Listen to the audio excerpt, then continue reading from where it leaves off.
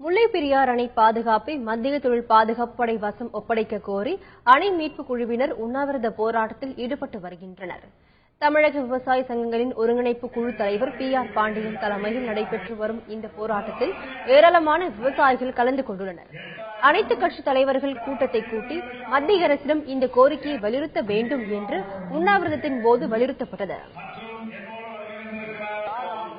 தமிழக பொறியாளர்கள், பொதுப்பணித்துறை அதிகாரிகள் அணையை பலப்படுத்துவதற்கான நடவடிக்கையில் ஈடுபடுவதற்கு உரிய பாதுகாப்பு நடவடிக்கையை மத்திய அரசு மேற்கொள்ள வேண்டும். அதற்கான நடவடிக்கையில் தமிழக அரசு ஈடுபட வேண்டும். அரசியல் கட்சிகள் ஒன்றிணைந்து போராட வேண்டும், குரல் கொடுக்க வேண்டும் என்கிற வேண்டுகோளை வைத்து இந்த உண்ணாவிரத போராட்டம் நடந்து கொண்டிருக்கிறது. காவிரி பிரச்சனையும் முல்லைப் பெரியாறு பிரச்சனையும் அரசியலாக்காமல் உடனடியாக அதற்கு உரிய தீர்வை கண்டிட வலியுறுத்தியும் கடன் முழுவையும் தள்ளுபடி செய்திட கோரி வருகிற பிப்ரவரி 29ஆம் தேதி தமிழகத்தில் இருக்கிற ஒட்டுமொத்த விவசாய அமைப்புகளும் ஒன்று கூடி டெல்லி பாராளுமன்றம் முன் மிகப்பெரிய மனித சங்கிலி போராட்டத்தை நடத்த இருக்கிறோம்.